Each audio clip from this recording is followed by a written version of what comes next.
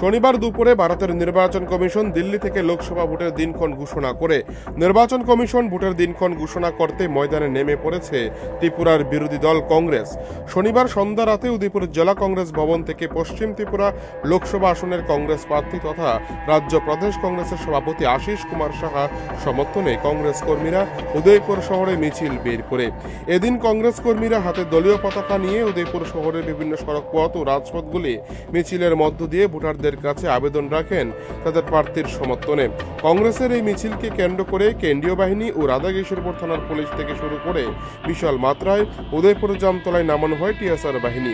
মিছিল শেষে জেলা কংগ্রেস সভাপতি টিটন পাল সাংবাদিকদের প্রশ্নের উত্তরে বলেন, পশ্চিম ত্রিপুরা লোকসভা আসনে কংগ্রেসের প্রার্থী আশিস কুমার সাহা সমর্থনে মিছিল এবং আগামী দিনে এই লোকসভা নির্বাচনে দলীয় প্রার্থীকে জেতানোর জন্য এই মিছিল করা হয় উদয়পুরের রাজপথে।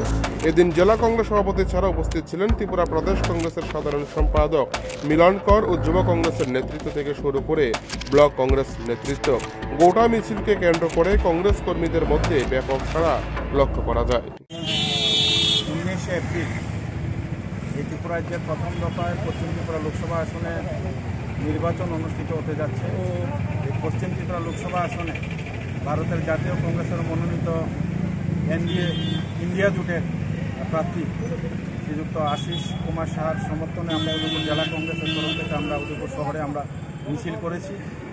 আমরা এই মিছিল থেকে উদয়পুর শহর এলাকার প্রত্যেকটা মানুষের কাছে আমরা আবেদন করতে চাই যে ভারতীয় জনতা পার্টির এই 10 বছর যে প্রশাসনের সরকার, এই সরকারের বিরুদ্ধে আপনারা আগামী 19 তারিখ কংগ্রেসের মনোনীত প্রার্থী ইন্ডিয়া জোটের আশিস কুমার সাহাকে আপনারা হাত চিনে ভোট দিয়ে আপনারা বিপুল ভোটে সেখানে জয়যুক্ত করবেন।